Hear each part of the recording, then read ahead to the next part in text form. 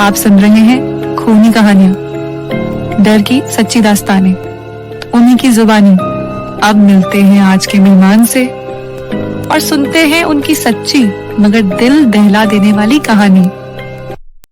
कहते हैं ना, अगर कभी तुम्हें अपने आसपास किसी आत्मा या भूत का साया महसूस हो तो तुरंत किसी मंदिर, मस्जिद या गिरजाघर चले जाओ। लेकिन सोचो जरा, अगर वही जगह जहां तुम भगवान या खुदा की शरण में जाने वाले हो, वही जगह खुद ही प्रेतात्माओं का ठिकाना निकले तो? आज की कहानी कुछ ऐसी ही है। इंग्लैंड के एक पुराने गिरजाघर बाल्लेचर्चन की, जो दुनिया के सबसे डरावने और भूतिया स्थानों में गिना जाता है। कहा जाता है कि वहां एक ऐसी आत्मा है जो 14वीं सदी से उस गिरजाघर में भटक रही है और आज तक उसे शांति नहीं मिली। कई बार अखबारों में इसके बारे में खबरें छप चुकी हैं। जब भी किसी जगह को भूतिया माना जाता है तो वहां सबसे पहले आत्माओं की जांच करने वाले विशेषज्ञ पहुंचते हैं। यहां भी पहुंचे थे दुनिया के मशहूर जांचकर्ता एड और लॉरेन वॉरेन कॉके, जिन पर दी कॉन्ज्यूरिंग और एनेबेल जैसी फिल्में बनी हैं। लेकिन हैरानी की बात यह थी कि इतने अनुभव होने के बावजूद जब वे इस गिरजाघर में पहुंचे तो खुद वे भी डर गए। कहानी शुरू होती है सन 1969 से, जब एड और लॉरेन को पता चला कि इंग्लैंड में एक ऐसा गिरजाघर है जहां कोई आता जाता नहीं।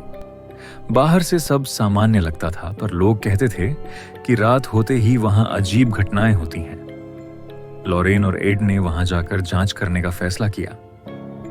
रात के करीब 12 बजे जब वे गिरजाघर के अंदर पहुंचे तो लॉरेन को एक अजीब सी ऊर्जा महसूस होने लगी, जैसे कोई उसके पास ही हो। उसने धीरे से अपनी टॉर्च घुमाई और देखा, उसके सामने एक औरत सफेद कपड़ों में खड़ी थी। सिर पर घूंघट, चेहरा फीका, आंखें खाली। वो एक नन थी जो उसे घूर रही थी। कुछ पल के लिए सब कुछ रुक गया, फिर वह मुड़ी और वेदी की ओर चली गई और अचानक गायब हो गई। लॉरेन समझ गई कि यह कोई साधारण आत्मा नहीं थी।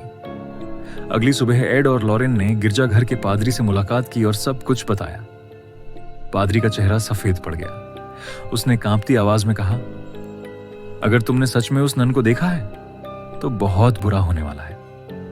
उसने बताया कि कई साल पहले उन्होंने ही उस नन को जिंदा दीवारों में चुनवा दिया था और तब से उसकी आत्मा चैन से नहीं रह पाई। उसने आगे बताया, 14वीं सदी में इस गिरजाघर में कई नन्नें रहती थीं।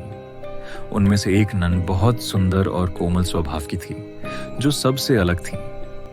गिरजाघर के पास ही दूसरे धर्म के कुछ भिक्षु रहते थे। धीरे धीरे उस नन का एक भिक्षु के साथ प्रेम संबंध बन गया।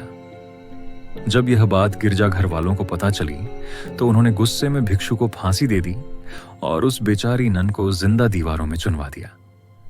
उस दिन के बाद से जिसने भी उस अत्याचार में हिस्सा लिया था, सबकी मौत रहस्यमय तरीके से हुई। जिस पादरी ने यह सब करवाया था, उसका घर आग में जलकर राख हो गया।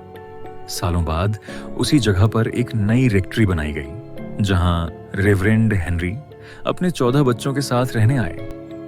शुरू में सब सामान्य था, लेकिन धीरे धीरे अजीब घटनाएं होने लगी। एक दिन कुछ बच्चे खेलते खेलते पीछे बने कमरे में चले गए, जहां उन्होंने एक काला साया देखा जो धीरे धीरे उनकी ओर बढ़ रहा था। बच्चे डरकर भाग गए। जब उनसे पूछा गया कि उन्होंने क्या देखा तो उन्होंने कहा, हमने एक बड़ी औरत देखी जिसके पैर नहीं थे। वो नन के कपड़े पहने हुए थी। रेवरेंड हेनरी ने पहले मजाक समझा, मगर कुछ दिनों बाद दूसरे बच्चों ने भी वही बात कही। वो बिना पैरों वाली औरत हमारे घर में घूमती है। आखिरकार हेनरी ने वह घर छोड़ दिया। बाद में वहां ना रेवरेंड स्मिथ और उनकी पत्नी रहने आए। एक दिन जब मिसेस स्मिथ घर साफ कर रही थी तो उन्हें एक इंसान की खोपड़ी मिली।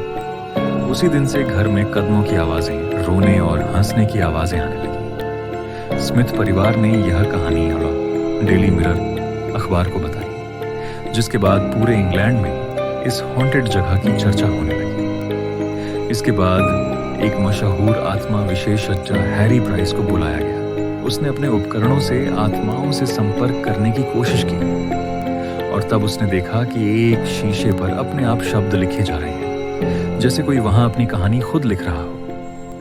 हैरी ने समझा कि यह वही नन थी जो अपनी अधूरी कहानी बयां कर रही थी। हैरी प्राइस ने उन लिखे शब्दों के जरिए उस नन का कंकाल खोज निकाला, लेकिन उसकी आत्मा को तब भी शांति नहीं मिली।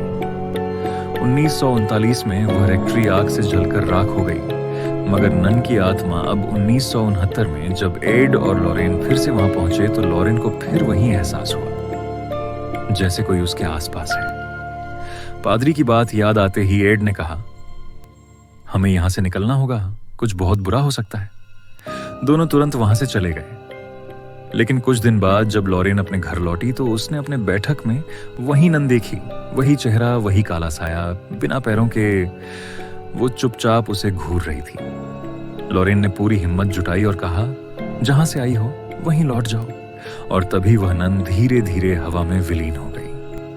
कहते हैं उस दिन के बाद लॉरेन ने उसे फिर कभी नहीं देखा, लेकिन आज भी लोग मानते हैं कि वो नन अब भी बाल्ले चर्च के खंडहरों में बैठी है, किसी का इंतजार कर रही है, ताकि जो भी वहां दोबारा बसने की कोशिश करे वो उसकी आत्मा को भी अपने साथ ले जाए। अगर आप भी अपनी असली कहानी दुनिया के सामने रखना चाहते हैं तो हमें अपनी कहानी ईमेल करें। हम आपकी कहानी को आवाज देंगे और सबके सामने लाएंगे।